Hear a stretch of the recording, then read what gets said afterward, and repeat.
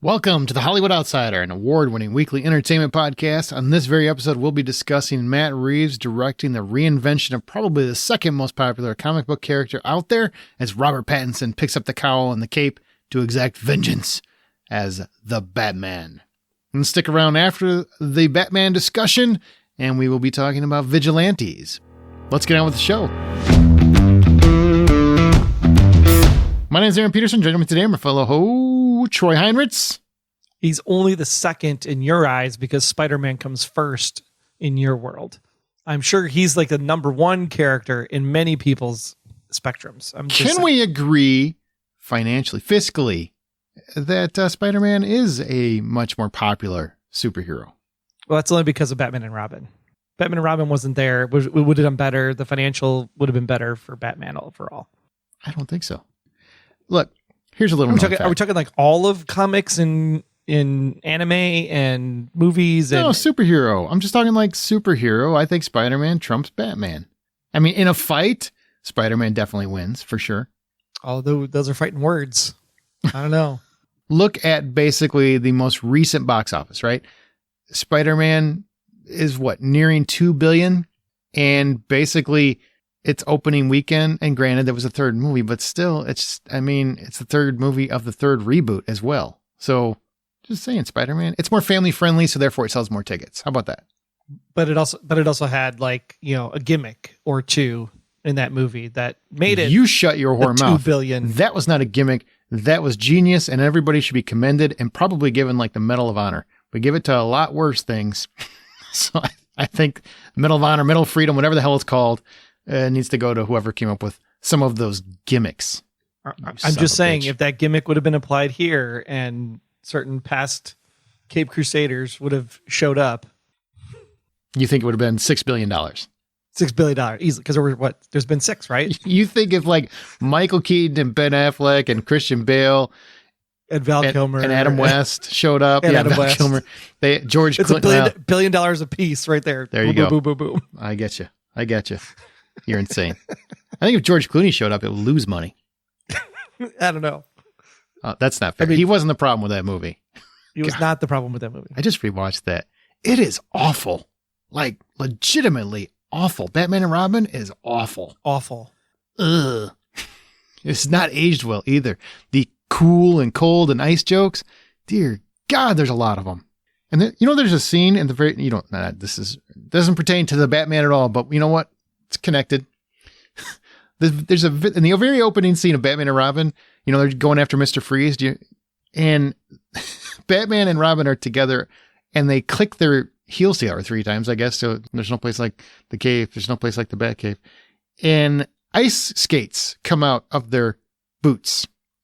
When was that ever necessary in any other situation ever in the history of Gotham City that they would need ice skates?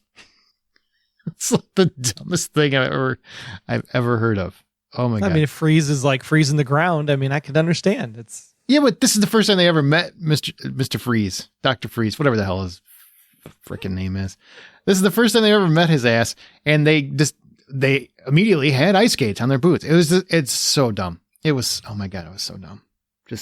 I don't understand who greenlit all that movie. But anyway, we're talking about the Batman. Now, Amanda Sink might join us as we go. She was delayed, so maybe she'll make the podcast, maybe not. But we wait for no person here when we're recording. We got stuff to do. So, Troy, thanks for joining me for this. Before we get into the actual movie, the film of The Batman, I want to know if you have a favorite Batman or Batman. Maybe you really like the Batman. I don't know which way you just swing. It's hard to say, right? Because we never got a true Ben Affleck standalone Batman movie. Amen. Thanks for saying it. Yeah, I really think Ben Affleck portrayed both sides of the coin. He was able to be a good Bruce Wayne. He was able to be a good Batman at the same time. I don't think anybody has ever been able to pull that off completely, not even Michael Keaton, where you get both the handsome, successful billionaire and then the dark, gruesome, I'm going to come through any shadow I can, Bat, I guess. And he was like, he worked out so much. He looked like he could beat someone's ass silly. Yeah, for sure. And apparently doesn't apply because you can beat someone's ass silly because my ass literally shook in the theater every single time Robert Pattinson baited on that glass. It's like, bam, my butt shook. Bam, my butt shook. It was awesome. I was like, yes. The 4D, is that the 4D experience or just the sound No, system? that was just straight up AMC Dolby Atmos. I mean, nice. the bass on that was so just what it was. Every time he hit the glass, I was like, dude, that's so good. So good. Man, favorite one. That's tough. I mean, it's got to be George Clooney. He'd be so happy to hear that. I found my one. He was not the problem with that movie, though. George Clooney, I thought, could have been a good Batman as well. I don't think it would have been great, but I think he would have been a good Bruce Wayne at least. Yeah, the hard part is, like, Christian Bale is the one you would say, but it's not because Christian Bale was a good Batman. It's because the movies were really good. Yeah. And so he just fits in there and was able to fit the part. And he does have the kind of the Bruce Wayne swagger. So, I mean, like, if I had to pick one, I would have to go with Christian Bale. I'm a Ben Affleck guy, even though he didn't get his solo movies. I mean, it's amazing to me. The performance he puts in Zack Snyder's Justice League and Batman versus Superman, like, that's the Batman I want to see. And the way that he's just rock'em sock'em robots and basically fighting like Arkham Asylum in that Batman versus Superman, I really, really just love his performance. And I agree, the duality that he has between Bruce Wayne and Batman are very well orchestrated, very well performed. And I think Robert picked up on that, and I think Robert put that into the character this time around as well. I did not like his Bruce Wayne, but we'll talk about that as we go. No. We'll talk about that as we go. But yeah, I agree with you. I loved his Batman, this movie is primarily Batman. I mean, the majority of it is Batman. Now, we are going to talk about it with spoilers, but what we're going to do is we're going to first explain what the movie is about, and then we'll kind of give you overall thoughts on the film overall, and then we'll get into the details. Okay, so here's what the Batman's about, if you didn't know. It has echoes of tone from films like Clute, The French Connection, Seven, and Zodiac. I would argue The Crow has very much a visual aesthetic to The Crow. For sure. The Batman stars Robert Pattinson, as billionaire Bruce Wayne. You might have heard his parents died when he was a kid. You might have seen that a few times. And his whole life has been consumed with grief and anger over their loss, causing him to don a cape and cowl and torture criminals on the streets as the Batman. It's hard to say that without trying to do the voice. We begin this movie in year 2 of his crusade, and he illustrates exactly what he's been doing, which is striking the fear into the hearts of criminals. And there's a lot of shades of The Long Halloween, which is a Batman comic, if you ever read it, that kind of take root as the mayor is murdered on Halloween. The Batman has been beating low-level thugs, like I mentioned, and now a series of additional murders are basically riddled with clues left specifically for the Batman. So who is this masked man murdering all these elitist, quote-unquote, white privileged assholes? Well, it's the Riddler, and he's a creepy unknown who wants Bruce on his side for some reason, some nefarious reason, and now the Batman must team up with Commissioner Gordon to track him down before he kills again. And also, there's a little bit of a secret as to why. Troy, thoughts on the movie overall, before we get into spoilers. Overall, when you walked out of the Batman, and I know, here's the difference. I read a lot of the comics. You are not a comic aficionado. You just know the movies. Correct. So I'm kind of curious, where do you land on this version of the Batman, this 37th reboot? Yeah, I mean, for me, Batman, I grew up watching Adam West and Boom Pow and all that fun, comic-y stuff on TV. And it's like, it's fun. It's good entertainment. But when you get into the movie side of things, like Michael Keaton's was good because it had kind of that comical feel to it, the way that the enemies were put together. But in this case, I really like he's a vigilante, but he is a cop at the same time. Like, he works with Commissioner Gordon. He is like a police officer in a lot of ways.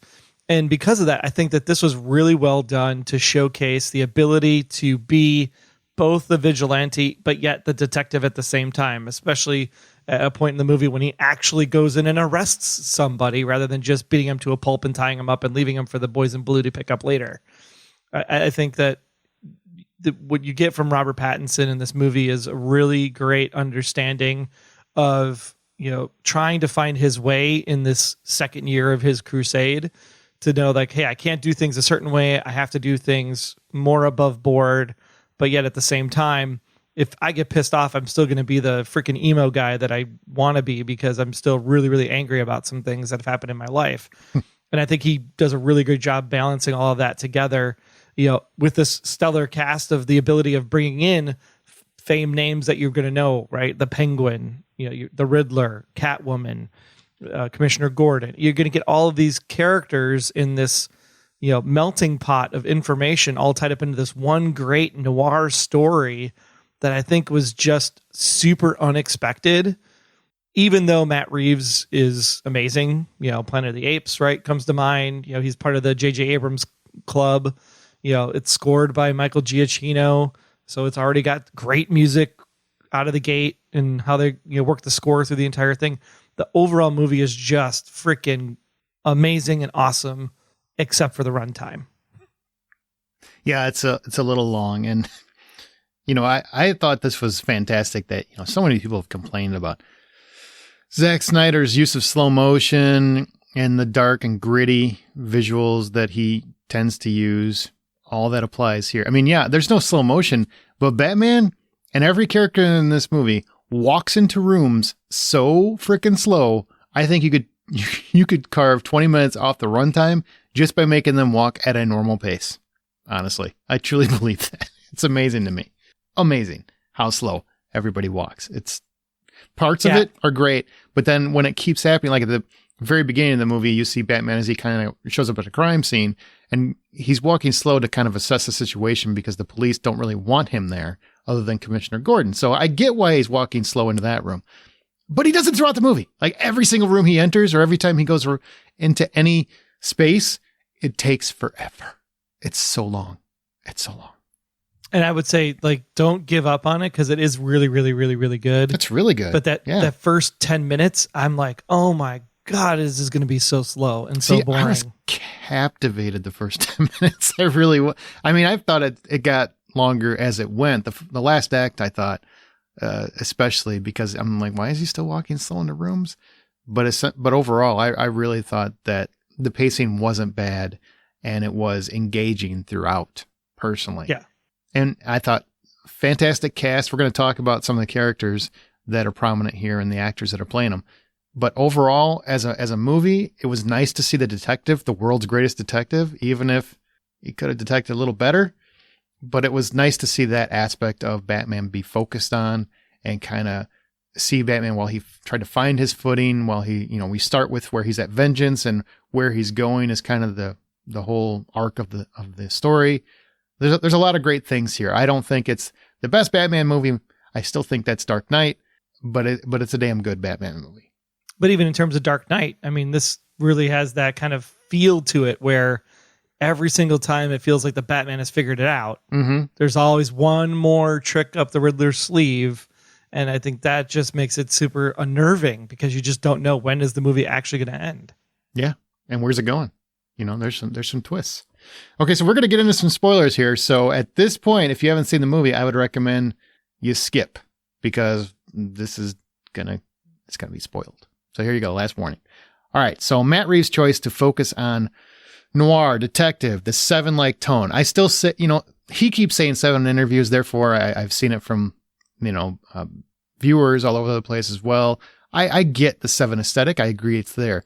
But every time I'm watching the movie, I felt very much like The Crow, where the city is a character in the movie. It's very much dark and rainy and just bruising. And it really feels like Batman's inner psyche to a large degree in terms of the world that we're seeing. How did you feel about Matt Reeves' choice to focus on this very noir, almost old-fashioned viewpoint? Yeah, and I would say it's almost not even that old-fashioned because, movie both of you and I liked a lot was Reminiscence with Hugh Jackman. Yep. And I felt like this was almost like if Reminiscence was Gotham, like it could be the same world almost. It felt like it was that dark gangster mob, underground crime syndicate type of feel. And that it was just, you didn't know who was working for who and who was in cahoots with who. And just unraveling that I thought was really fascinating. And I love just Matt's choice on color. from just the opening credits with the WB logo in all red, and then just the Batman in big red letters on the screen. And then you get that kind of red tone, especially when you see cars or other murders going down. You get this like just red hue in a lot of the early goings of the movie. I think it just sets up a very mysterious vibe from the jump. It's not boom pow action funny Batman. It is truly a dark, sinister world that he's trying to make better throughout this whole process. Yeah, I was very impressed with the choice to go here, even though I feel like we've seen this world before. And it was funny. I was talking to somebody that likes Batman, but they prefer like a very cartoony aesthetic. So they didn't even want to see this one, and they chose not to go see this one because they prefer like the Joel Schumacher movies or, Tim Burton's movies where it felt more of right out of the pages of the cartoon. And I'm like, well, this kind of is if you really read the Detective Comics. I mean, it felt very much like Batman. But it was amazing to me because I didn't think those people kind of existed anymore. I really didn't think people missed that, but apparently some people do. I thought that was interesting. Yeah, I would say like even as you like watch the movie, especially in the opening sequences, people riding on the train and walking around the city, and almost like a Tokyo Square or Times Square kind of feel there. It almost feels like this could be in the same world as the Joker with Joaquin Phoenix. It seems like it could be in that same element. It's not a stylized Gotham. It's not a flashy Metropolis Superman type thing. It felt like it was like downtown Chicago, and it was really, really captivating from that perspective. It just felt like you lived in the world. Yeah, and I love the attention to realism in terms of there's so many things here that feel like, okay, so we're going for a more realistic version than even Nolan went for. You know what I mean? Because, I mean, his was pretty grounded in reality for the most part, but there were a lot of things where people just are really willing to accept a guy in a bat costume, where here, you have Zoe Kravitz's Catwoman, she's got very much a made by a do-it-yourself costume. It's not like something she went out and had tailor-made. You have everyone that sees the Batman in costume is really kind of freaked out by him a little bit or weirded out because it's not a normal thing to run across somebody in a giant bat costume. It's odd. And it's treated as such, which feels more real. The Batmobile is very realistic. It's a muscle car with a jet engine on it, which is awesome. Yeah. I mean, it feels very much like this is the kind of car a filthy rich guy could put together, in private and actually get going. And I like that aspect of it. It's very real in terms of there's no Wayne Enterprises that is just, coming up with gizmos and gadgets and basically making him James Bond in a cave. A lot of the stuff he's doing himself. So there's a lot of that realism that Matt Reeves brought to this particular reboot that I think we haven't seen before, and it was nice. It was refreshing. Yeah, even the tech that they used with the hearing devices and the contacts. Oh, the contacts was a cool addition. I mean, that was very cool. Seems like it'd all be very plausible today, without a doubt. Oh, definitely. Google Lens. That's what happened to Google Lens. He bought it out. I get it. And I did like how Matt Reeves, now every filmmaker has used this to a degree where they infuse that fear is a weapon. They kind of show that Batman uses fear to his advantage. I think they've shown that in pretty much every Batman movie. Snyder did it a lot. You had Nolan did it quite a bit, so it's a prominent factor, but I liked how they did it here. It was a little bit different. There's a lot of use of the dark and shadows and the ominous focus of the Dark Knight. All that stuff that really, really kind of brings out the eerie vibe, the ominous vibe that I think is necessary for a real Batman horror story, which is what they were going for. There's a lot of shots in there too, where they're actually like it looks through like the crack in the door or a crack in the window, or it's just that there's not like a full picture. So you're only seeing like a sliver of light through that specific spot, almost to like symbolize that, both the Riddler and the Batman are fractured people and they see the world in a fractured state and they're trying to put it back together the right way. Exactly. Now talk to me about the score by Michael Giacchino. Is it Giacchino or Giacchino? I don't know. I think it's Giacchino. Whichever it is. I've heard it both ways. So why don't you tell me about the score? Because I was stoked that I felt like we finally have a Batman theme song that's hummable. Danny Elfman's didn't do that for me. Really, no, was the last one that I could think of that really got me going. But here, this very slow, methodical, almost Jaws-like simplicity. Boom, boom, boom, boom, boom. I mean, it was so exciting for me to have like a hummable Batman theme. What did you think about the score? And then taking that hummable Batman theme and like working it into different intonations of it as the movie went along. Like the chase scene on the freeway was like, I thought was fantastic because it felt real. It felt like it didn't, like we always say, like the Matrix freeway scene is probably like one of the coolest freeway scenes out there in the original Matrix movie. I thought this was we really, always say that, or does Troy always say that? Majority of people say that it's a pretty cool phenomenal sequence until you get to Tenet, and then you're like, well, the freeway scene in Tenet was really freaking great because of the whole driving backwards and like jumping through, but this was like classic chase scene on steroids. It was just so great. And then at every single time the Batmobile gets closer to the Penguin's car, you get that bum, bum, bum, bum. Mm-hmm. It's like, and it just got louder and louder and louder as the chase scene went. So it just like kept instilling fear into the Penguin until you get this climactic finale of the chase scene. And it's just, and then just like bum, bum, bum, bum. It's like he does it like super fast at the end. I'm like, man, that's just brilliant. And then the interweaving of Ave Maria through the entire score, like just where they sing it themselves or it's played as the actual song, or you actually hear the Ave Maria melody intertwined with the Batman theme at the same time. I think it's just freaking brilliant music in here that just set a tone that just chills down your spine the entire time. Except when the Riddler was singing it, and I'm like, just stop. That was a little bit weird. Yeah, but that was a little weird. I agree with everything you said about the music. I did not love the car chase.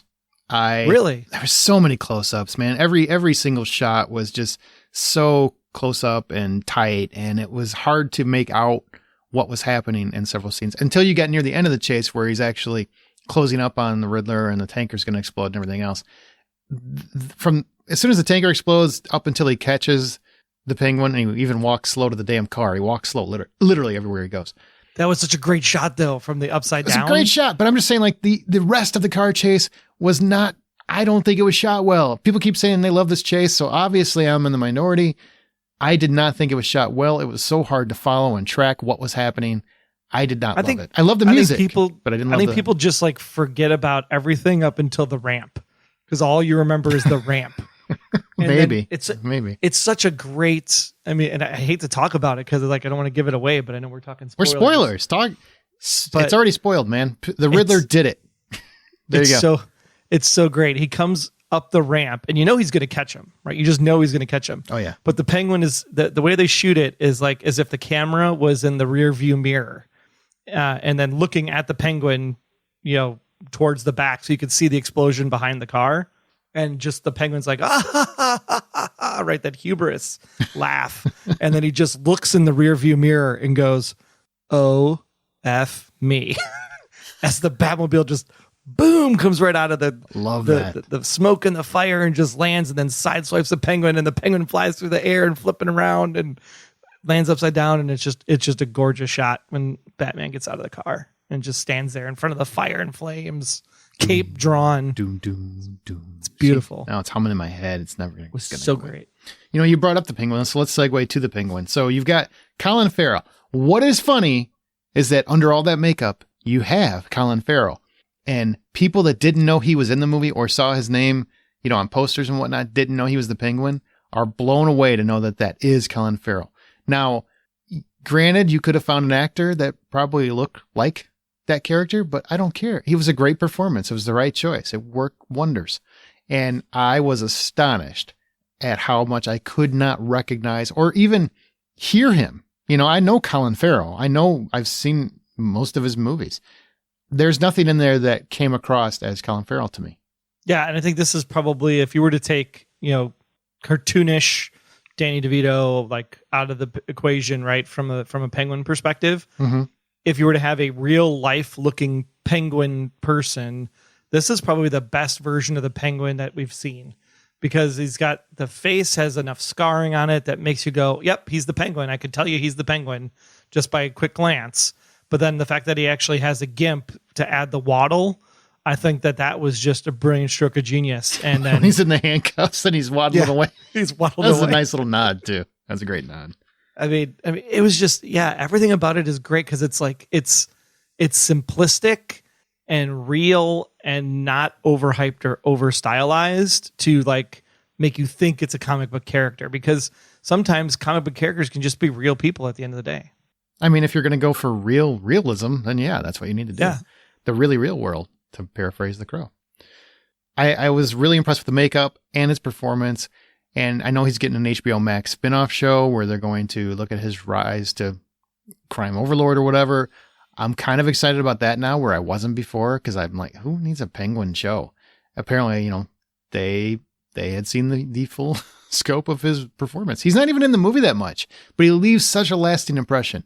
Yeah, he was actually a better bad guy character than the Riddler was, I think. Ooh, I can't wait to come to the Riddler then, because I'd be interested to know exactly what you think, but we're going to hold him for a minute. Let's talk about Carmine Falcone. Other than the really, really cheesy, he's Selena's dad plot development, which I thought was pretty lame. Because everybody has to be related. Yeah, that was pretty lame. But outside of that, John Turturro is a very versatile actor. He's been in a ton of films. I mean, he's Coen Brothers' go-to. He's just a great actor. What did you feel about what he brought to Carmine Falcone and the arc of that character and how involved he was with the Waynes, and kind of shows Thomas Wayne to be a flawed man? Yeah, I mean, that was the big thing for me, was the connection to the Waynes and how Thomas was not exactly above board. I mean, really, at the end of the day, you think about the Arkham family and the Wayne family and their effect on Gotham and just that history. It really shows that maybe some of the stuff that's happening isn't actually bad, because they're trying to actually fight for the people rather than fight for the rich. And I think that when it comes down to it, Falcone's character for me, I thought was like, crime boss. He kind of felt like the bad guy from Black Widow, Taskmaster, right? In a way, I just felt like he didn't add a lot to the thing other than the awesome pull to the face on his daughter. I was like, whack! She like whacked it. He like whacked her, and she just like dropped. Like, I was like, dude, that's like your daughter. You just like whacked her in the head. Mm-hmm. He didn't have that father instinct. No. And overall, I think the character was fine. I think the character served a purpose. I think it was, he was, driving the boys in blue and who they thought that he worked for, and all of that I think just works. But I mean, it's not like it was like, oh my gosh, I want a Falcone TV show. No. I mean, I think the character ran its course. Yeah. I like John Turturro a lot. Man, once they introduced that, you're Selena Kyle's dad, I'm like, oh my God. Are you kidding me? And I think that's what it was. It was like the minute that happened, it was like, really? Yep. You kind of lost me in the moment. And there was one aspect to that whole plan, where it's basically to cover up, Mrs. Wayne's mental health issues, which I didn't like that aspect. And I don't believe that's in the comics at all. I didn't like that at all. I just felt like, it always amazes me what people are okay with people changing comic lore as long as they like the director or they like the direction. Isn't that interesting? Like they rage against it if anybody changes anything, if it's not a filmmaker they like. It's right. Interesting. But yeah, so I didn't like that angle. I just thought that was kind of, but so Alfred, this is interesting. So Andy Serkis, fantastic actor. One of the best the best motion capture artists that's out there. Great director in his own right, too. He's really coming along. He did Jungle Book. He did the latest Venom movie. I don't care what anyone said. That was fun. He's a multi-talented guy. You got him in your Batman movie. You give him like 3 scenes. Yeah, and it's not even the Alfred that we come to know, where he's like the conscience or the... No, I still think he was a little bit that. I mean, at the end, he really kind of scolded Bruce. And at the beginning, he was telling him, you gotta put on a show for these people. You gotta show a different side. You have to mingle. You have to shake hands, kiss babies, all that stuff. You have to have that if you want to do this at night. You know, I mean, I think you still had the Alfred, Yeah, but it's not much of very him. background. Very background. Very background. Except for Like, the he doesn't pivotal even need to be scene. in the movie. They could have just CGI'd him in. He was in it so very limited. That's funny. Yeah, they could have CGI'd. They couldn't have CGI'd in that hand-holding moment, though. And that was very, very warm. That was good. That was very, very warm. Loved that moment. It was played beautifully. You know, because you were nervous, right? When you like, he's like going through the thing. It's like, there's a bomb. There's a bomb. Please turn it over. There's a bomb. Please don't kill Alfred. There's a bomb. There's a bomb. There's a bomb. Did you think he could die? Because I really thought, I'm like, you know what? They're going for a different approach here. Maybe he's going to try something different. You know, they killed Jimmy Olsen in freaking Batman vs. Superman. It could happen. Did you ever think he was actually in danger? No, the minute he threw the bomb away, and then the way you see the explosion happen, you're like, he's going to be like scarred, but he's be fine. Concussion, you know, but not dead. If it would have been holding the bomb, different story. Oh, yeah, for sure. All right. Selena Kyle. Zoe Kravitz. You know, I would say she's probably my biggest surprise. Not for any particular reason, but I've seen her in a bunch of stuff. And up until Kimmy, which is on HBO Max and came out recently, I hadn't seen her do anything that I felt was much of a stretch. I felt kind of by the numbers roles. So maybe that's just what she was being cast in. I thought she was actually pretty fantastic. I mean, she's just shy of Michelle Pfeiffer on the Catwoman scale for me now. But is it okay to mention she's not wearing the Catwoman suit? Say that again? You know, when she goes to the club and she's got that walk to her, and she just feels like she commands the room, and she's got like the pink wig. Oh, definitely. And the contacts. She takes control. I mean, all eyes are on her. I mean, even when the camera's, even when she's in a scene, even when the camera's rolling around the scene, if Batman's done it, your eyes are looking for her and not because she's just attractive, which she is. I think she really, really held the screen. She had a captivating performance, and she had charisma just rolling off her little arms. I mean, like I saw Big Little Lies, and watching her here as Selena, it's not even the same actress to me. Like that's Zoe Kravitz. It doesn't look like Zoe Kravitz. And of course it must be the hair and the fact that, you know, she has a much shorter haircut for this role, but it didn't even seem like it was Zoe Kravitz, because it's like on a whole different acting level at this point. Yeah. I mean, she's really great in everything she does, but this like was another level for her. And I think it was really interesting to see how she played the, you know, vengeful daughter card to I'm going to kick your ass card in general versus the, you know, don't look at me and touch me in the club kind of, you know, angle. Like she just comes in that, but then she has those sweet, tender moments with the Batman at the same time. So it's not like she was like this scorned Catwoman that Michelle Pfeiffer played, but a much more, again, real character. Like you would see this person in any club in downtown. Oh yeah, for sure. She just happens to live with a lot of cats. That's all. And honestly, I mean, she's going on the talk show circuit, and she keeps saying like, I drank milk out of a bowl to practice for the role. I'm like, I don't understand that. That's a weird thing to do, because you're not an actual cat and you drink milk out of a glass, but whatever. But there's we all have drinking milk out of a bowl. It's called cereal. It happens. Never lapped it up. I don't recall ever lapping my cereal. Never done that. What I really felt strongly about is there aren't too many of the Catwomen that have made the character kind of their own. They've always felt like I'm playing Catwoman. And I don't know if that really makes sense. I'm playing somebody in a black leather suit. Yeah, thank you. I mean, even Anne Hathaway, who I thought did a fine job, you know, I never really felt like her character was as fully fledged as she could have been. She got better as it went on. Obviously Halle Berry she's a fine actress, just a really, really bad Catwoman. Sorry. It's the writing, whatever it was. It's just not good. But Michelle Pfeiffer, I mean, I think she really, really brought it. And I'm just talking the movies. I'm not talking Eartha Kitt and all that stuff. Right. But Zoe Kravitz, for whatever reason, maybe it's because I had low expectations because I hadn't seen much of her work where I was really astounded. But man, I felt like she really created a fully fledged character. She gave her a lot of depth. She didn't have a ton of screen time. She has a lot of chemistry with Robert Pattinson. I mean, there's some palpable sexual tension there. Yeah, for sure. I mean, every scene they were in, you know, a lot of times you see this, you just feel like, well, Batman just kind of likes that she's in a leather outfit. I felt like he was extremely attracted to her. Every time they were close, I was waiting for them to make out because I just felt like the power was there. And that's palpable. That's tangible. I really, really love that aspect of it. She's just she really impressed me. Like, I'm really looking forward to what she does next. My only criticism is I thought it was really creepy when Batman's like lingering across the way, spying on her as she changes clothes. That was weird. Hey, he's a younger Bruce Wayne. And obviously that Falcone's her dad. Yeah. That's not her fault. I mean, it was so good. She could carry her own film. Like they could do for sure. Yeah. Another, movie after this and be just about her, and Batman maybe comes in the last frame of the movie or something because he's been tracking her down or whatever. But yeah, she could totally hold her own movie with this character now. And when she's in the iceberg lounge, right? Mm-hmm. And she's undercover and she's wearing the contacts and everything else, and she realizes that Bruce is just using her, and she kind of just, you know what, I'm going my own way. I care about who killed my friend. That's all I care about.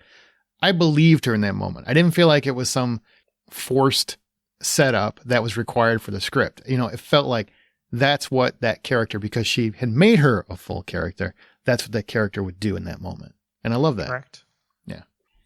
Okay. Let's talk about your favorite character, the Riddler, who apparently isn't as good as the Penguin.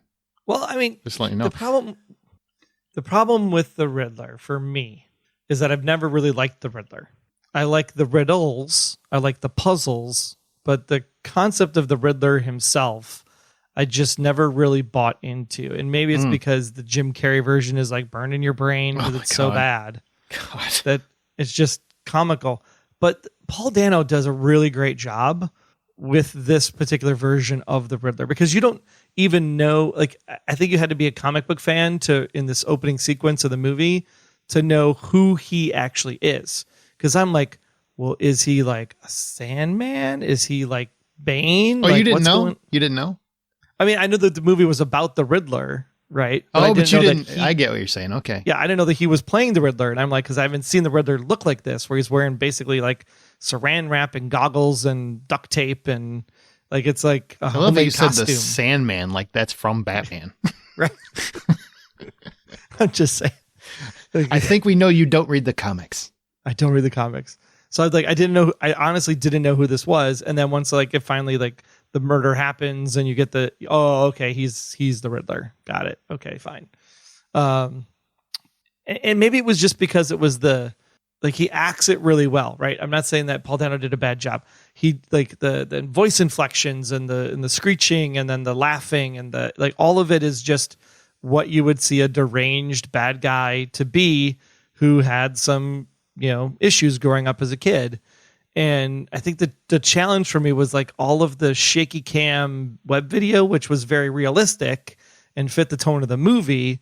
It was just so off-putting sometimes that it was just like, it could have been anybody and it's just Paul Dano's voice, right? Because you never see his mouth move. It's just this like, it's behind the mask. Yep. Yeah. It's just this mask on a camera and it's all like the camera's moving and shaking and stuff. And it's like, come on, like, just let me see Paul Dano.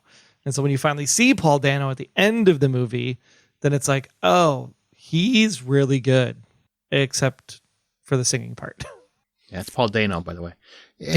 But I wasn't going to correct you until we get to the end. That's just because it was a detective story and I was thinking Bookham Dano. There you go.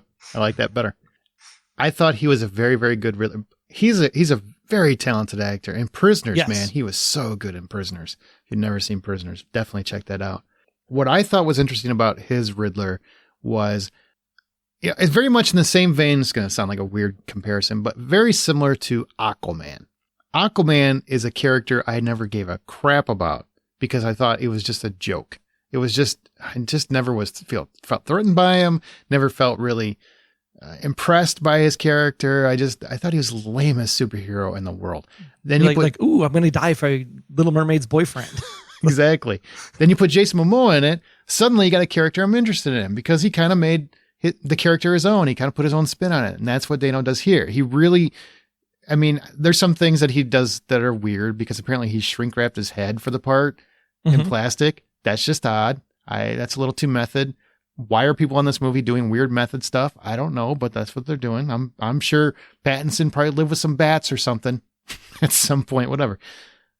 But for whatever reason, whatever he did to make it work, he really felt like a maniacal villain. He really created a character that I was actually in fear of for our lead. You know, I was actually worried could hurt Alfred or Selina or Batman. You know, I really felt like he was so off his rocker, and, you know, he would seem like he's so in control with these clever puzzles and these clever little setups, but then he lost his mind a couple times, and you could just see the rage and the completely lost mindset that exists within his head. And I think that performance really, really worked wonders for me.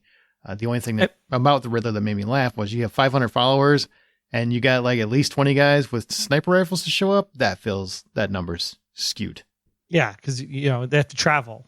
You know, it might be a couple people who were abroad at the time out of the 500. Yeah, right. You know, and I think the problem is that it reminded, like, watching the performance, it reminded me too much of Phoenix's Joker. Like, it felt the same. So it was like hard to go like, a little is bit. This the Riddler or is this the Joker? A little bit. You know, I could see that.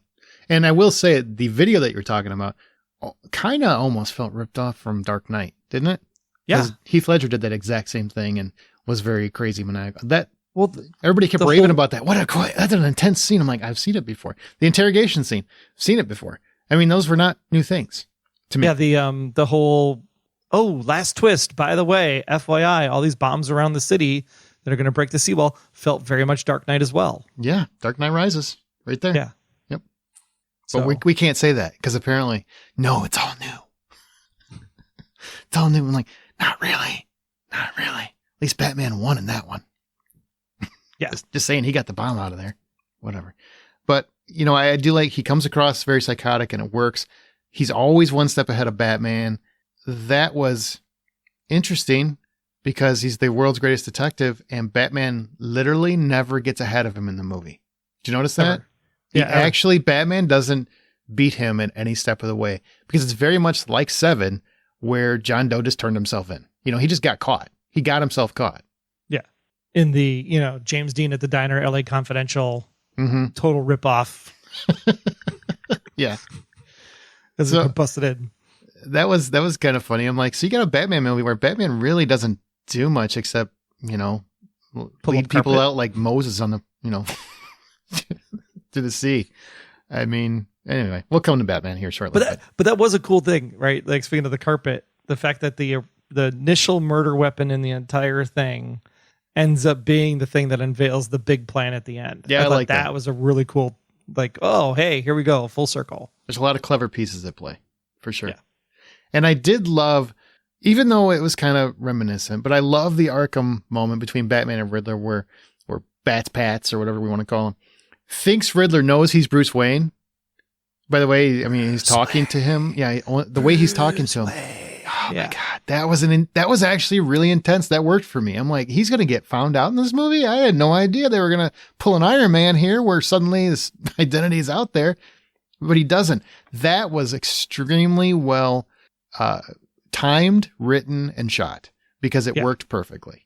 It was creepy. Like, you just felt it, like, tingles up your spine. Bruce Wayne. It's like, oh my gosh. That was so good. And I do love the moment where Batman rejects him because he's a loon and he's just like, you're insane. He's beating on the glass and everything else as if he's totally forgot. Shaking. Yeah. He totally forgets that he's wearing a giant bat costume. You're both nuts. It's okay. All right. Commissioner Gordon, James/Jim Gordon.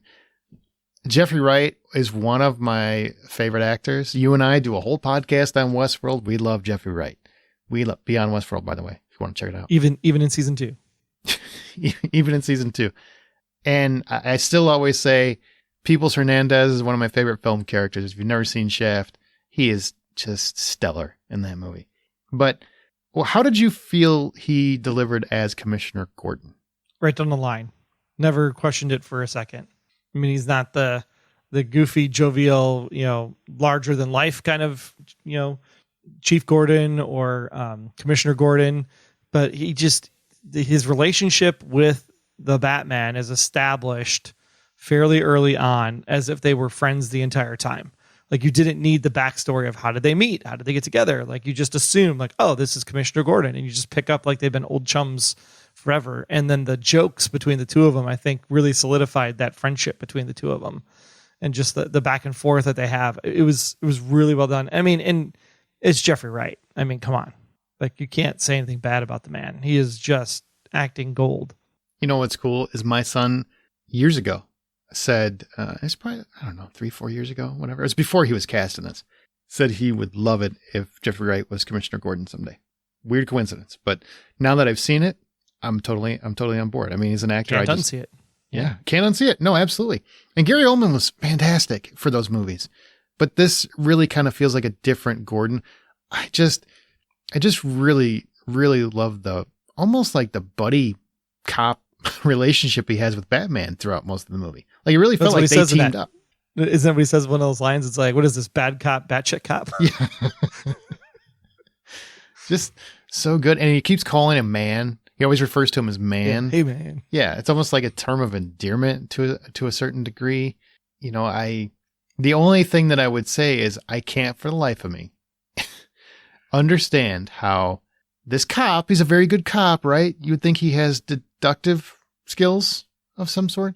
Robert Pattinson doesn't really play Bruce Wayne any different from Batman. And he literally was talking to Batman like 5 minutes before that church scene. Then he goes and he sees Bruce Wayne. He kind of has a minor conversation with him. He sounds exactly the same. I don't know how he doesn't recognize that he's, Batman. He looks the same because he still has the black shoe polish on his eyes. Yes. If you're a good cop, you should have figured this out. Hey, guys, anybody got any black construction paper? I want to put it over his head a little bit and just see if, yeah, same guy. I got it. It just, what? That part drove me nuts. But the thumb drive joke makes up for it. Oh, the thumb drive joke was great. So, thumb drive. Oh. Speaking of, let's segue to Pattinson. Mr. Pattinson as Bruce Wayne. We're going to do Bruce Wayne first. Okay, so I get he's in year 2 of being Batman. He's newly adopting, but he's also been Bruce Wayne his whole life, right? And his parents died when he was a kid. So even though I know a lot of people keep giving me the excuse, well, that's why, he isn't trying very hard to be the billionaire playboy. It's because he's in year 2 of being Batman and, it's still a struggle. I think that's a lame excuse. I do not accept it. It's a lame excuse. He's been Bruce Wayne since he was a kid. You're trying to tell me that he doesn't understand duality is necessary when he's intentionally covering his face with a mask to protect his identity. I just think that is a lame argument. He should have played Bruce Wayne a little different. I think he doesn't look like Bruce Wayne. That's the problem. I think the problem with the haircut? Pattinson's Bruce Wayne is that Bruce Wayne, I always feel, is like businessman, mid 40s, kind of hunky, sexy. Pattinson is, goth, emo, alternative punk. Like he's trying out for Fallout Boy. Yeah, he does not command the business world in this movie. It is not the Bruce Wayne you get here. He's not a titan of industry. He's not following in his father's footsteps. And maybe that's part of what it was supposed to be, because we know that Thomas had flaws. So this is him trying to be different than his dad in a lot of ways. Well, apparently he didn't even know there were flaws until the end of the movie. He's like, I'm so surprised. I thought my daddy and mommy were heroes. Oh, goodness. Well, that's just one. I just don't accept that as an excuse. People keep telling me that, and I'm like, no, I do not accept that. He was Bruce Wayne as a kid. He had years and years and years of Alfred training him to fight and everything else and explaining that the duality is important. He wears a mask to protect his identity, so he obviously knows duality is important, and yet he's completely oblivious to the fact that he has to have a dual personality. I just don't buy that. I just think they were more focused on Batman, which is fine. Bruce Wayne's really not a primary character here. It's all Batman almost all the time. He only shows up a couple times in the entire movie. Right. But I do think there should have been more of an indication that he was at least trying to be the Batman that Alfred said that he needed to be, because he had more than enough time to practice and to build that, unless he's completely psychotic. Is that what we're saying? Like Batman's completely psychotic? Because that's not a hero I want to get behind. But at the same time, when you think about, how the Riddler and the Batman together, like how their relationship is and the origin story between the two of them, I think there's a very good possibility that the Batman just is as flawed as the Riddler was. It's just you have station in life in order to understand the good versus the bad enough, but at the same time, push me far enough and he could break just as easily as the Riddler could. Sure. Or the Joker could. Sure. Okay, well, Robert Pattinson as Batman. Here's what I'll say. He's a great Batman. He's great. The tools were good. The movement was good. That the hanging all the hanging from things with one hand. Definitely was good. I loved the Batman can fly. What? Oh, his wingsuit? His wingsuit. That was so freaking cool. Oh, I loved how he hit the ground, man. Like, you could tell he hadn't practiced this very much. Right. That felt like year 2. Oh, I have this cool tool. Ow. I don't know how to use it. But overall, yeah, I think he did a really great job, even when he's in the mask and having those quiet moments with Selina, or just interrogating people or talking to Gordon. Like, all of it just felt like like you're not looking at it and going like, oh my gosh, he doesn't have the physique of Affleck or the physique of Bale. You put on the mask and like every Batman looks the same. I didn't love the suit in this one. I really don't like the look of the cowl. I don't like how the nose looks. The cape doesn't look great, but I still think Pattinson crushed it as Batman. I was actually really, I knew he would do well because I've always thought he was a very good actor. I don't hold Twilight against him. The guy's done a lot of work since then. Now we know what a vampire does when they turn into a bat. They, exact vengeance. But there's a lot of shots throughout the film where he says nothing. So the entirety of the performance is held in his eyes. By the way, kudos which are covered by a mask. Yeah, kudos to the eye makeup. Whoever did the eye makeup, because the eye makeup is stellar. But he commands the entire scene and shows you what he's thinking with just his eyes. And that's very impressive because it's very hard to do if you're not a very talented actor. He's extremely talented because there are excessively several scenes where the entirety of the scene is dictated by his look, his visual representation. He's not talking to anybody. He's just looking around. He's assessing the room. He's assessing the crime scene, whatever he's doing. And it's all in his eyes. And I am so impressed with how he delivered that I walked out of there more impressed with him as a performer than I already was. And I already thought he was a really good actor. Yeah, he was great in Devil All the Time. He was great in Tenet. Like, there's just, this is like, oh, he's got some range. A ton of range. Kind of like everybody was saying about Kristen Stewart. Same thing. Like, who knew? Yeah, she's not. I'll keep her a little lower on that scale. But there are little moments that really even took him even further. He played every entry to that iceberg lounge completely different. It was very different. It was Batman. It was Batman, Vengeance Batman. It was a different Batman. It was Bruce Wayne shows up that one time. Bruce Wayne just absolutely crushed. I mean, he's playing every single time he's at that, which became quite a fun little gag to see how's he going to handle this situation. But he played it different every time. It was a beautiful aspect that really showed his flexibility, in my opinion. The scene where he walks in into the very initial murder investigation, where he's walking through the room with the cops. The only slow walk that I'm okay with. As he's walking into that room and all his cops are looking at him almost with disdain. Would you agree? Disdain. Yeah. They don't want him there. He's a freak. That's how they see him. He shouldn't be touching anything. Chain of evidence. Yeah, exactly. He's wearing gloves. It's true. It's true. He goes to that room. He glides to that room. He's very, very slow, and he's assessing every situation, every person. And he does a really, really good job of using his eyes to just demonstrate how uncomfortable he is. Because his whole goal here was to never he wanted to be in the shadows, right? He didn't want to be here at a murder scene. And here he is among cops, the one group that's been looking for him. He doesn't want to be here.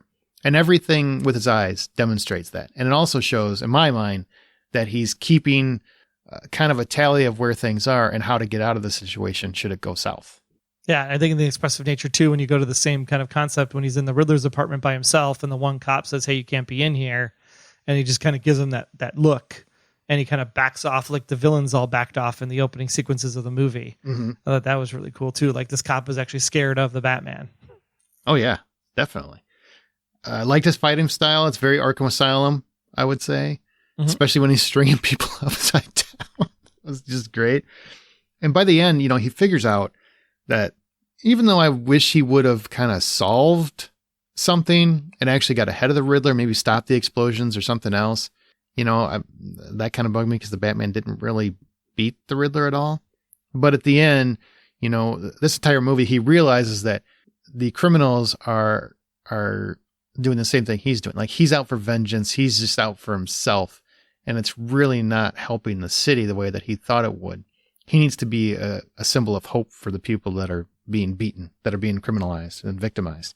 And what you get is he like walks across the water with the flare gun to like go rescue everybody from beautiful Moses shot where the flare and he's leading his people out of there. That is a beautiful, beautiful shot. Beautiful really shot. Good. Really good. And then at the end, he becomes this beacon of hope. Like the entire movie, his whole journey has been leading to him realizing I have to be more than just vengeance. I need to, because, when he hears another criminal say the same thing, I'm vengeance. Oh man, that's my game. He realizes he has to be this beacon of hope and he has to save these people and give them a reason to believe in him, to really be a hero. It's really kind of a hero's journey by the end. It is. Love that. So any other highlights or issues that we haven't already talked about? Anything that really impressed you? Do you want to mention that Joker cameo? Yes, it is. Well, we should talk about the Joker cameo, but before we get there, did you feel like the fight sequences, because of how slow he walks in the room and how like methodical most of the movie was, did you feel like the fight sequences were like artificially sped up? Because it felt like it was like, like it almost looked like that was like they sped up the film a little bit. To make it look more entertaining. I don't think they sped the film up. I think you've had characters for, 3 straight hours that are just kind of walking very slow. They really are. Like every character, nobody even trots, I guess Catwoman's about the fastest we see move when they're not in action. So I think when you see a fight scene, it's just the break from what we're used to. I don't think they sped anything up that I saw. I don't know. I just thought that one Selena fight towards the end, it just felt like, because she's so small compared to everybody else, that it was just like her body movement was like, wow, that was so fast. That's kind of like they had to have like sped this up or something just to make the effect look better. Well, one fight scene I thought was amazing, which we haven't talked about, is that hallway scene where Batman comes out of the elevator. It's complete darkness, and the entirety of the light is handled by muzzle flashes. And oh yeah, that was a really great sequence. Matt Reeves did something very similar to that, and I think it was War of the Planet of the Apes, or it's a very short scene, but he did something similar. But I really love how that was shot. I mean, it was just for various reasons. You're getting one. Batman is a creature of the night. He's hunting in the dark. He's got those contacts, so he can see in the dark. He can see where his victims are. They're just shooting randomly. Sometimes they hit him, sometimes they don't, but thankfully he's got the bat suit on. And we are actually kind of trapped in there with them because we have tons of darkness. The only time we see any illumination is when a muzzle flash goes off. It's just, honestly, I think that might go down as just one of the best shot fight scenes. Agree. So good. All right. So yes, let's talk about Barry. Barry Keoghan. Mm-hmm. As Keoghan. The Joker, confirmed by Matt Reeves in an interview, even though it was pretty obvious when he was like, oh, and then they just treat you like you're a clown. It's like, okay, we know who that is. Yeah, and then the laugh. I wasn't a fan of the laugh. I think he needs to work on that a little bit. Yeah. I think the disappointing thing, well, I mean, two things are here with Barry's character. One, that they actually filmed scenes with Barry as Cop Steve. So it was actually part of the police force. And so they were doing that to like throw off the fact that the Joker was in the movie. Trying to trick us. But there was a second sequence that was cut from the movie because it was going to be more of like a Mindhunter thing. Like, how do I get in the mind of the Riddler? Because the Riddler's one step ahead of me. And Batman was supposed to come to Arkham and actually interrogate the Joker and get information from the Joker, how to think like a criminal, how to be a criminal. Matt eventually did cut that from the movie. Hopefully we get it as like a deleted scene on the extras, but that would have been cool. But I like that the fact that it was cut out and you didn't see him till the end, because it's like enough to make you go, will there be another movie? Will the Joker be involved, or will there be another movie and these two people are going to be like not even in the movie because they're trapped in Arkham Asylum? But it just left enough of nerveness at the end, especially when they were laughing with each other at the same time. Like, what's the answer to the riddle? A friend. And it was like, ee! And I was like, oh, that was so creepy. Yeah, it was good. I don't need the Joker yet, but if you can just wash away the memory of Jared Leto, that would be fine. Yeah. Whatever you can do to make that go away, I would be just eternally grateful, because my God, that was horrible.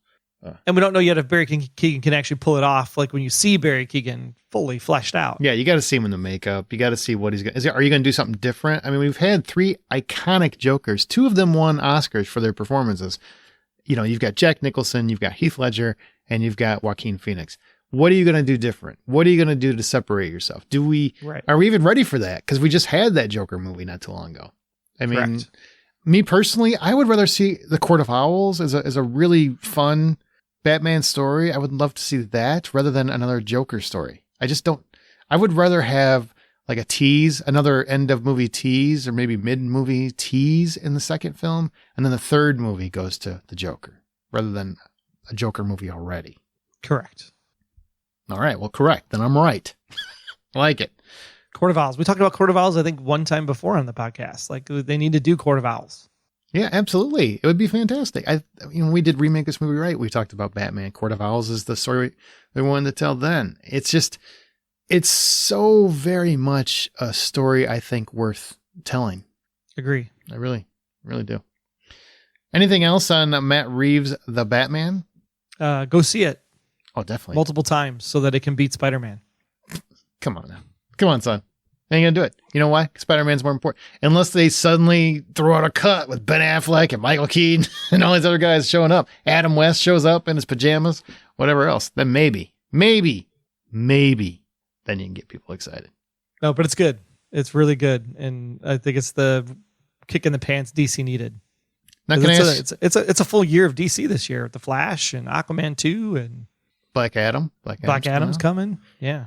Can I ask you, as someone who is not a comic book fan? I mean, you like the Marvel I would say I'm movies. not a comic book fan. You're not a fan of comic books to where you read them. I don't read comic books. Yeah, you don't read them. Yeah. Because, I mean, you see all these movies. What for you is different about this one than the other ones? I don't think, to me, this one feels very much like Nolan's Batman's, which is why I think it's really good. Because that's your favorite kind of style? That's my favorite kind of Batman. Yeah. The dark, gritty, noir. I liked Adam West when I was a kid because it's like, it's kid, it's funny, ha. But when you're an adult, you're like, I want the dark. Yeah, exactly. Yeah, I'm similar. I really preferred Ben Affleck's. I would have loved to see the one that he wrote that we'll never get to see. I just really feel like Ben Affleck is a great director and a great writer. I would have loved to have seen the movie that he made. I think it would have crushed it at the box office just like this one. He just never got a solo Batman movie. I'd be interested to see what he would have been like just being the Batman in this movie. Oh, man. I think it would have been great. It would have been weird having him play year 2, but would have to do a lot of that Marvel de-aging makeup. That's for sure. Yeah, maybe. Yeah. So what do you want to see in the Batman? If they make another one, what do you want to see? Is there anything you want them to do? I mean, I always like the Two-Face character, so if they can do something with Two-Face, that would be fine. I'm not really a big villain fan of the Batman universe, though. I like Batman, so it's like maybe give me a new villain I've never seen before. Give me a new story I've never heard of before. I wonder if fans would be okay or with that. just do the Court of Owls, damn it. Do you think fans would be okay if they actually created a whole new villain for the cinematic universe, I guess? Well, I mean, are you talking about the fans or are you talking about the super fans? Not the super fans, because they will not be okay. They'd like veto it right away. It's like, that's not in the comic book. Screw that. I'm not watching that movie. Uh-huh. I don't know. They're all on board with Matt Reeves. I've heard so much hyperbole that this is the best Batman movie ever. I'm like, easy. I've seen The Dark Knight like 100 times and it doesn't stop being as great as it is. Let's relax. Yeah. Let's get Reeves to get 3 in, and then we'll compare Reeves and Nolan in a battle royale or something. Yeah. And I'll tell you what, The Dark Knight, all those times I've seen it, never once did I feel like checking my watch. I did check my watch here several times. Oh, yeah. Several times. Especially in the end, because it kind of started to feel like, Fellowship of the Ring. It was like, is this where it ends? Is it over now? Nope. There's a motorcycle chase. They've been walking a very long time. This is a very long walk. Oh, no. We got to go back to Arkham Asylum again. Is this where it ends? Oh, by the way, they said that they were going to do a Gotham City PD show for HBO Max, and that's been shelved, and now they're going to make an Arkham Asylum show, which I'm okay with an Arkham Asylum show because we already had a Gotham show. It was on Fox. We don't need another Gotham show. Exactly. All right. Well, thanks for joining me for this conversation, Troy. Man, I really appreciate you doing it. Absolutely. Glad I was able to watch the Batman not 24 hours ago. And Amanda never made it. So I don't know what happened to her. I guess she's probably in a showing of the Batman seeing it again. Oh, what if she's buried under a carpet? Oh, easy. That's dark. That's just so dark. All right. Remember, you can always find more information at thehollywoodoutsider.com. We're on Facebook, The Hollywood Outsider, or on Twitter at @BuyPopcorn. Where our Patreon is patreon.com/TheHollywoodOutsider. You can hear Troy and I all the time on the Blacklist Exposed and Beyond Westworld podcasts as well, which we're coming back for Westworld, I believe, in the summer. Yep. And remember, the next time you head to a theater to see the Batman, buy popcorn. Because you have to go to the theater to see it.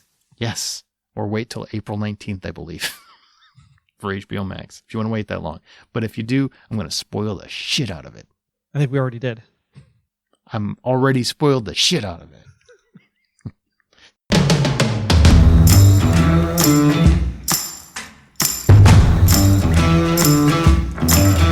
Okay, now I'm going to segue to revisit a conversation that we recently had with myself, Amanda Sink, and Brian Williams on Vigilantes and why we love them. Take a listen. Okay, well, now we're going to move on to our From the Outside In topic. Man, this is about Vigilantes. I said Vigilantes. I don't know why I said that, but Vigilantes. So let's define what a vigilante is first, because some people do confuse vigilante with assassin, which I guess is fair. That's a fair comparison. Any person who takes the law into his or her own hands as by avenging a crime. That's the actual definition of a vigilante. So when you mention the word, few names immediately pop into mind. Batman, like we talked about, The Bride, Paul Kersey from the Death Wish movies. I'm talking about the real Death Wish movies, not the recent garbage. Equalizer, obviously. Film vaults are stock full of men and women who have been wrong for one reason or another and chose to journey outside of the law to avenge those wrongs, to right them, so to speak. Yet, in the scheme of things, the facts are simple. These people are criminals. They are breaking the law. They are doing something illegal. So we're going to just discuss why we love criminals like these and where we stand on their brand of justice. So first up, do you believe vigilantes are fundamentally justified? I mean, generally, yeah. And we're talking movie vigilantes. Obviously, we don't necessarily mean the real people on the streets. We're not condoning you to go out there and conduct criminal crimes. Don't hurt anyone unless they do something really bad. Don't hurt anyone. It's bad for you. So, Amanda, what do you think? Are they fundamentally justified in movies? Yeah, I mean, generally. Typically, a vigilante is doing their thing. And the reason they're doing their thing is because the government is corrupt or perpetually not doing what they should be doing. So the vigilante feels like they need to step in, that they have the ability to take care of something, so they feel an obligation to do so.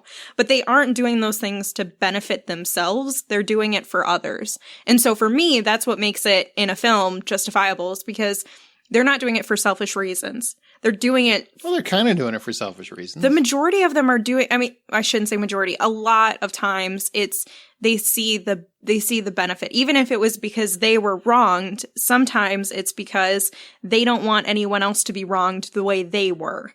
So for me, that makes it more justifiable. When it's just a selfish reason, like I'm going to get back at you because my ego is hurt, then it's kind of slanted from there. But I mean, what about you guys? Am I alone in that thought? Yeah, I separate them from the revenge seekers, the assassins, the mercenaries, people that see a bigger problem. And again, it's not a, this person killed my parents type of thing or my wife. This is just, this neighborhood needs to be cleaned up and the police are too scared to do something. Somebody's got to fix this. I got skills. I'll take care of it. So I'm fine with it. You have to have rules whenever you're doing it. You have to have a code, or there must be a line that you will not cross. Yeah. So what about once you cross that line, it gets easier to justify pushing that line further and further back. So what about in circumstances like, say, Paul Kersey from Death Wish? And I know a lot of people haven't seen those movies because they're pretty old. But he goes after gang members. Originally started with his wife being victimized, and then he goes after gang members after that. So they're not all savage murderers. Not everybody in a gang is a savage murderer, but a lot of them find themselves just as dead.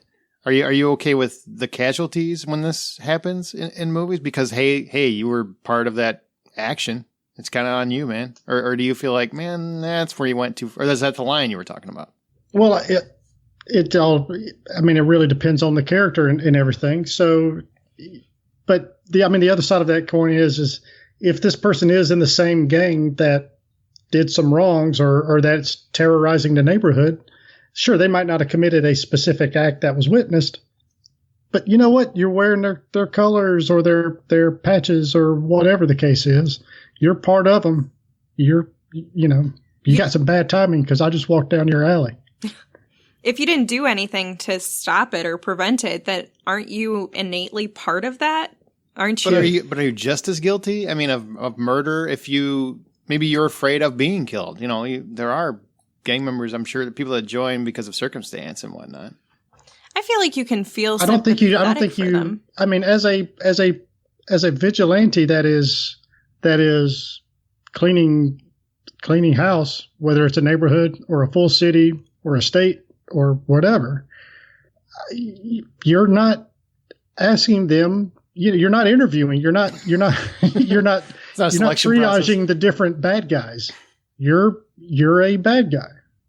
You, for whatever reasons, again, your affiliation, just by looking at you, I can tell you are affiliated with a certain crime syndicate, and you need to be removed from the system. Now, if the person's begging for mercy or saying they'll leave town or something, and you still kill them, sure, that's probably one of those lines that shouldn't be crossed. But if you're associated with the quote unquote bad guys in a movie, that's part of the risk you take.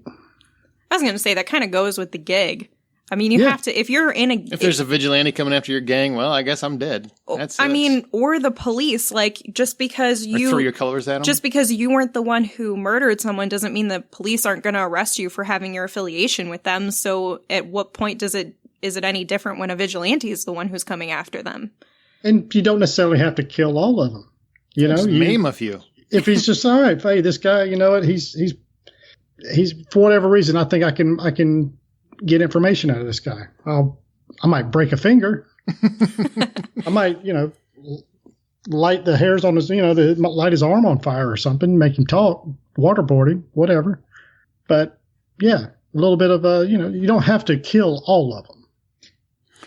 Does it ever concern you guys when you're watching these movies? And so let's say a gang or a couple people in a gang kill somebody's wife or kill somebody in the neighborhood. And then a vigilante takes off after that and they start killing people, right? Does it ever concern you that we are applauding that? Is there anything wrong with that? Or is that just a cathartic release because we wish we could do something to those savages ourselves in the real world? So it's I think there are a lot of people that feel that a certain amount of justice has not been doled out on their behalf. And so I think that is tapping into a, maybe not quite even a subconscious, maybe a conscious part that says, you know what, hey, I wish this, somebody could have done this in my situation. Or, you know what, I wish somebody in my neighborhood would pick up that stick and just start cleaning house, whatever the case is. So yeah, I think I think a lot of people can kind of associate with that. And I also think it is kind of probably a negative blight on our society as a country, is that, it's just another one of those aspects of violence that we embrace that other cultures, other countries don't tend to. Yeah. I mean, if we're talking in a real life situation, I certainly don't think that an eye for an eye is justifiable in my own personal opinion, because I don't really think that any of us have the ability to determine who lives or dies and to condemn someone who has made that decision by making that decision ourselves. We're just being hypocritical. But in the same token, when it comes to a movie, the reason people typically seem to immerse themselves into that storyline of a vigilante and kind of root for them is because I think a lot of people have seen either firsthand or, through somebody else, like a third party, where someone's been hurt or, they've been taken advantage of or something bad has happened to them and they've seen that person get away. And to be able to watch somebody on screen actually take care of it and get justice for, whomever was wronged in the movie, maybe it helps them to feel a little bit better that there are people who care about trying to get justice in whatever respect. Because in society, it might not necessarily be that you want that person to die. I mean, you might have those emotions, but even just getting sentenced doesn't always happen. So to be able to watch a vigilante take care of something on screen, while you might not condone it in real life, you're at least getting that release out through your movie experience. So what does it take for you to side with their violent actions, Brian? Like, what does it take? And side question, in the real world, if you saw a vigilante, would you applaud them then? Or would you go, okay, now it's too far. I like it in my entertainment, not necessarily on the subway. Wow. I think as far as what does it take for me to side with their actions? I mean, to me, it's about whatever their mission or their crusade is. So I don't think that, I mean, it's hard to say. It's hard to say specifically. It's a broad spectrum there, and unfortunately you have to, if you are going to go that route, you kind of have to walk a fine line between what's justice and what's assault, what's murder, what's whatever the case is. So, and as far as in the real world, I mean, I'm on a subway and somebody's picking on a couple of kids or whatever, and a couple of I don't know, army vets or something stand up and beat the crap out of these punks and run them off the train. Yeah, I'm going to applaud them. All right. Vigilanteism isn't just killing. True. It's not just killing. So, so they do something like that. Absolutely. Yeah, I'm going to cheer them on. Now if somebody cracks open a beer on that train and somebody else tells them that hey, that's you're not supposed to be drinking on this train, and then the person smarts off, and then the person who's trying to be the hall monitor basically breaks out a gun and shoots them. No, that's a bit too far. Yeah, that's a little extreme. It's a little extreme. So I'm probably not going to applaud them. That's frowned upon, even in the subway, street, wherever you're at. It's bad form. Bad form. And also a party killer. Like, seriously, just let him have some fun. Yeah, the subway, he's not driving. Amanda, what about you? What's it take? For me, it has to be justifiable. And for that to happen, I have to have an understanding not only of what their intentions or mission, as Brian said, are, but also what is your moral code? Do you have a line where you're like, no, I'm not going to do this? Or does everything go for you? Because if everything goes for you, if you don't have some sort of stopping point within yourself, then I don't really feel like you're doing it for the right reasons. I feel like you're just an angry person and you're trying to find an excuse to be able to act out on that. So if you're a hero per se, and you just step in when you feel like it needs to be stepped in, and you're trying to save somebody's life, or you're trying to help them, or you're trying to stop some sort of corruption that isn't being stopped, I feel like I'm totally going to be on your side. And in real life, I'm not going to stop that person. Do you need any help? Like, is there anything I can do? Do you need a water or, refreshment? Yeah. Then get back out there. Yeah. What can I do for you? But when it comes to murder, you have to have a really good reason of why you couldn't find another means of dealing with that. When it comes to, for example, our superhero vigilantes, they don't automatically just go kill people. They try to find another resolution, and unless you're the Punisher. Or the Punisher. Yeah, unless you're the Punisher. But in most cases, they're going to try to find a resolution that doesn't result in the ending of somebody's life. So, I mean, I guess that's kind of where I side with them. What about in real life? Would you be all you're same as Brian? Yeah. Oh. I mean, hell yeah. If you're beating somebody up, now I may end up like cringing or turning my head because I can't watch boxing even without getting really sad about it. I'm going to have to turn around and hear your ass getting beat. No, I mean, I might be like, okay, that's enough. You could probably stop now. Like, don't hurt them that badly. Just kind of rough them up, teach them a lesson, I guess. But I don't know. Sometimes it seems like, and it's really sad, it seems like violent people only respond to violence. And I don't know what that is, why that is. I don't have an alternative, though. So if the only thing that's going to break up a fight is somebody holding on to that person or fighting them off of somebody else, what else are you going to do? Yeah, I wish more movies would look at that a little bit more from a truly psychological perspective, as opposed to just like, hey, it's always cool. I mean, just really, really get into it, because I think there's some cool, interesting stuff there. For me, in terms of in movies and TV, when they have me on their side, is as soon as they've really probably killed or horribly hurt someone in any way, then I'm kind of, it doesn't take me much, really. It doesn't. Like I'm automatically slanted toward the vigilante. As soon as I see them, I'm like, hey, guess what? This guy like killed 47 people last week, but they were all bad. I'm like, all right, I get it.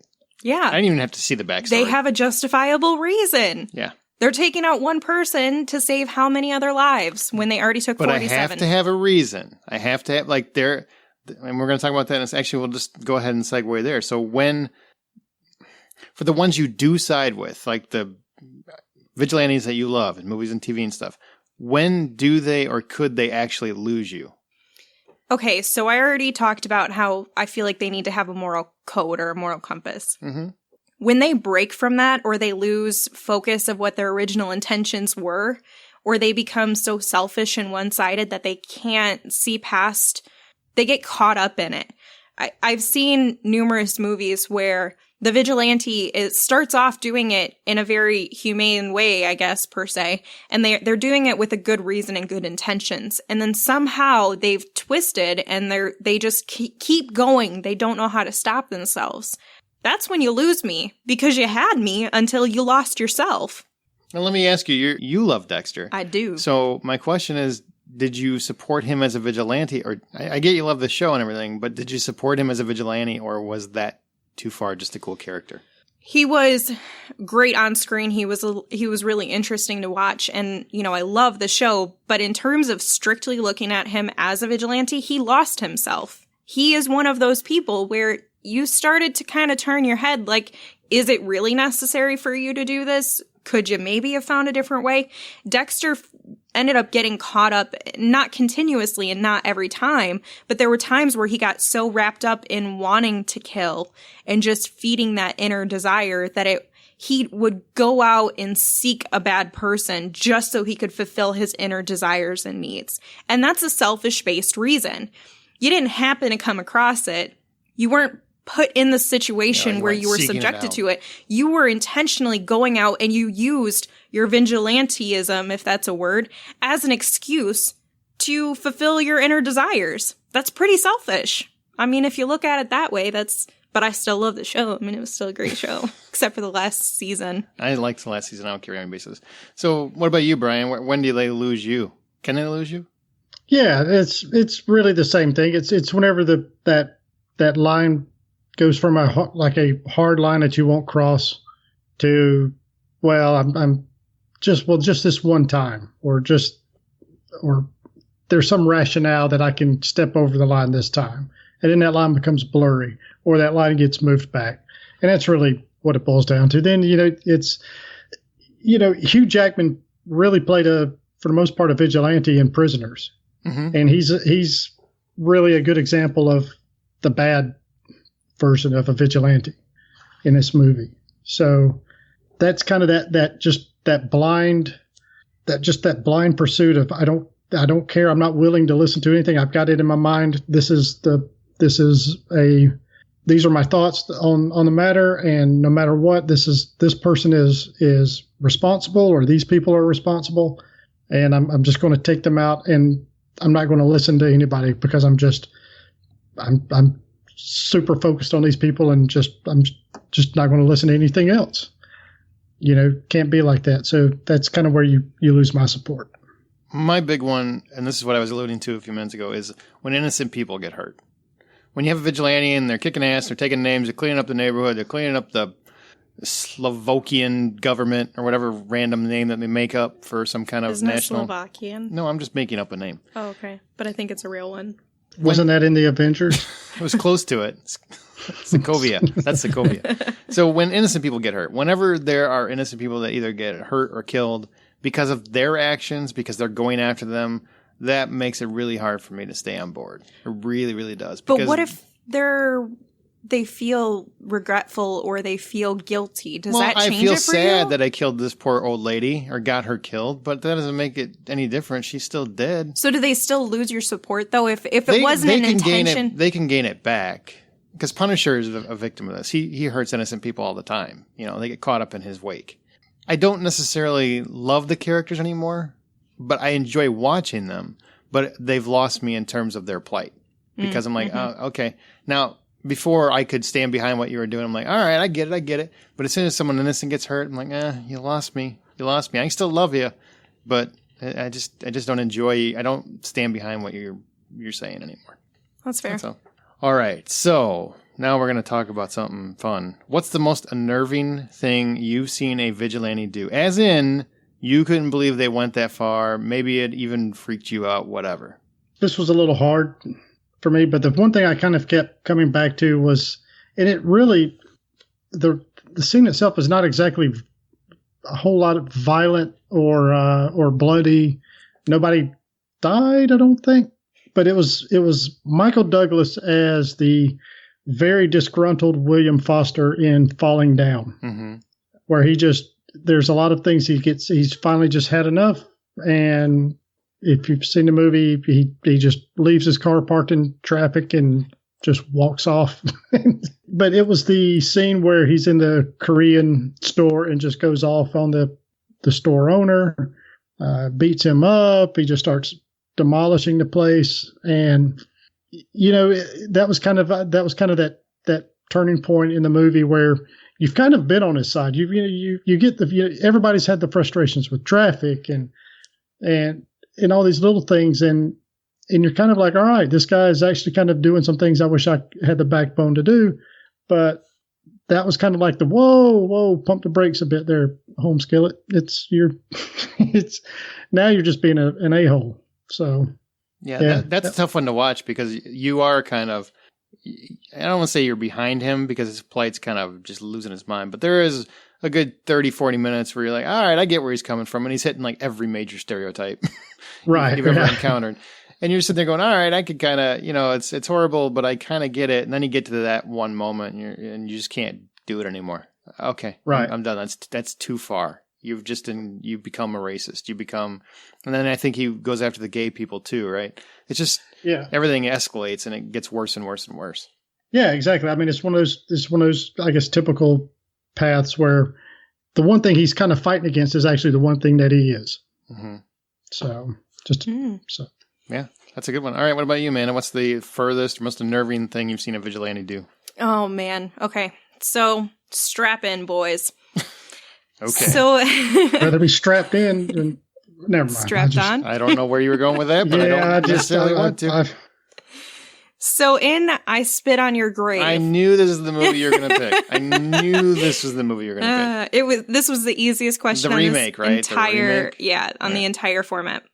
So in I Spit on Your Grave, the last portion of the movie where she's getting her revenge because she was raped. She bends one of her rapists over a table, ties his hands behind his back. He's got blood all over his face because she's kind of been beating him up for a while. She shoves a gun all the way up his ass, continues to pull it out and put it back in and pull it out. As you do. Right. She basically violates him the way that she felt she was violated. And the final sequence is where she sets up this little trap. It's not really a little trap. She sets up this trap where, with the gun still up his bum, and the other rapist, Matthew, across from the original one, and the string is attached to Matthew, who's sitting in a chair. And so when he wakes up, the string pulls the trigger on the gun, shoots the gun through the dude's butt, through his mouth, and across to Matthew, which means he has he got a poo bullet. He did. And they both die from that. Killing them both. That's like dying from a gunshot wound and dysentery or something. Ugh. It is super, super brutal. I did not expect that at all. 100% was like... Well, thanks for getting the explicit tag for this episode. Good job. You are welcome. Yeah. That's unnerving. I'll give you that. That's unnerving. If you haven't So kids, if you're seen looking for a fun family film this weekend, I Spit on Your Grave. It's got it wrapped up for you. And then you can watch Frozen. sing-along version. Clean it up a little bit. Yeah. Wow. Okay. Well, I'm just moving on from that because I am even Are you grossed gonna out. bring it up? Are you gonna bring this? I need a tightness shower level? now, all of a sudden. Yeah. Suddenly I need to shower. Well, mine is actually far less dramatic than that was. It's really simple. Everybody knows the scene. Liam Neeson in Taken when he rams the nails into that guy's kneecaps. That is, I screamed like a virgin on prom night. I was just like, that's what I did. We've all banged our knee on something and just wanted to cry like a little child. And but to have something that brutal kind of punch through there is, yeah, that's a whole other level. Right, because you're watching the movie and you're like, he's not going to do anything else. I mean, it's going to be one of those interrogation scenes where he just, we'll see where this goes and he'll end up threatening him and nothing will happen. Nope. He's going right for it. This guy's jamming nails in kneecaps. He's shooting women. He does not care. So I don't even like going to the doctor and having them test my reflexes with hitting my knee. No less imagining having nails go through it. It's brutal. It's a brutal scene. But he talked, so now I got a tip, Who needs waterboarding when you have nails? Exactly. All right, so who is your perfect vigilante? Movie or TV? Your perfect vigilante. Like, this is everything you love about vigilante justice, I guess. Golly, there's so many. And I tried to stay away from the comic book stuff. Just mainly because they're almost too easy. Because Batman, if you include them, Batman is just the ultimate vigilante.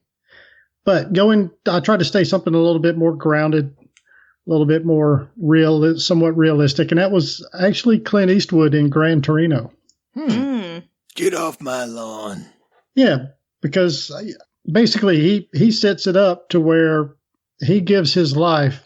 And he tricks the gang into killing him, but he sets it up into a sense where the whole neighborhood is watching. Mm-hmm.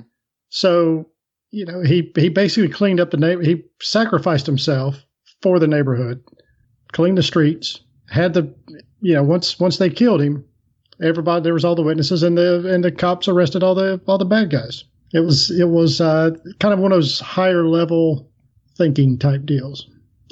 I agree. That's actually a really good one because that's a movie I think that it doesn't get appreciated as much as I would like it to, but really well done, actually. And I think Clint Eastwood gave a great performance, even though he's really just being an amplified version of himself in his previous roles. It's still a great performance.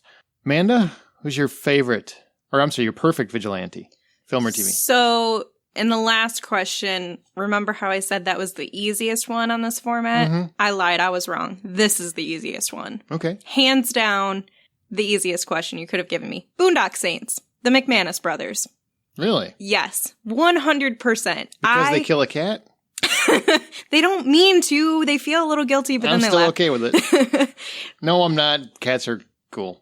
I'm keeping that forever. It's not true. I don't like cats. They still have a code. They get into it kind of more as just like a defense mechanism, I guess. And then they're kind of like, we're actually pretty good at this. I mean, why don't we keep doing it? But when you reach the end of the movie and they're in the courtroom and they have the guns pointed at the man who they think is going to get away, basically, because, I mean, it is a courtroom and this is America. And they start to talk about how we don't want your women, we don't want your children, we don't want your poor or your hungry. We just want the bad people. That's all we care about. We're not going to hurt anybody else here.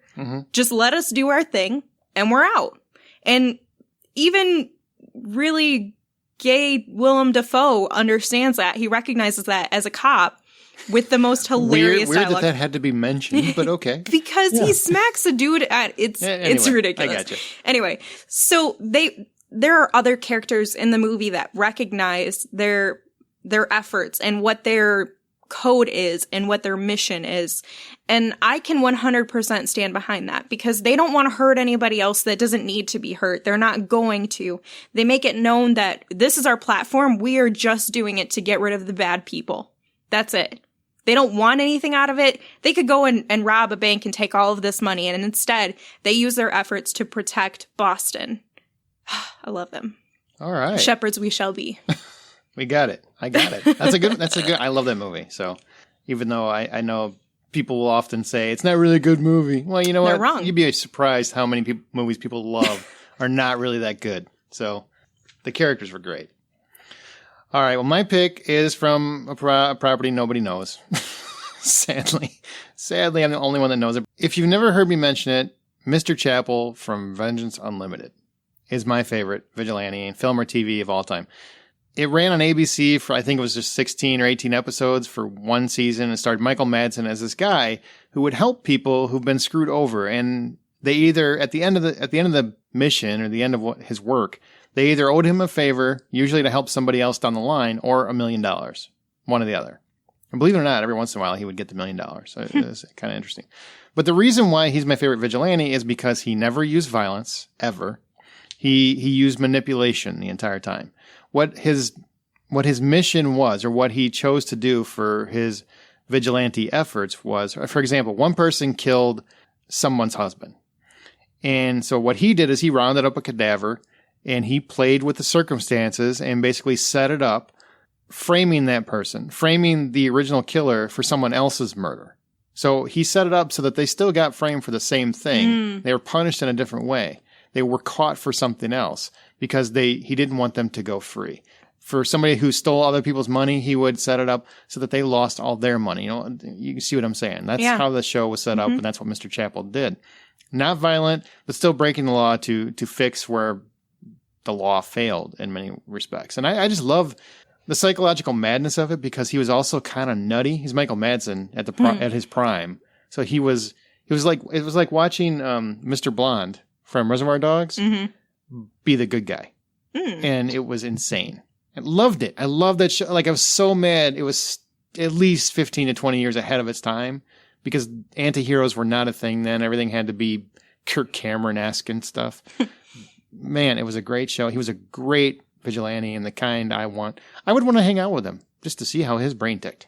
You should plug that to some execs and see if they love reboots right now. Yeah, well, usually they only reboot stuff people know, and nobody knows that but me and my brother Brad, I think. So, but you can give it a shot. You can't even buy them. Like, you can't buy the disc. What? My brother had to find them on the internet somewhere so I could watch them again. Fine. He found them. The internet holds no secrets.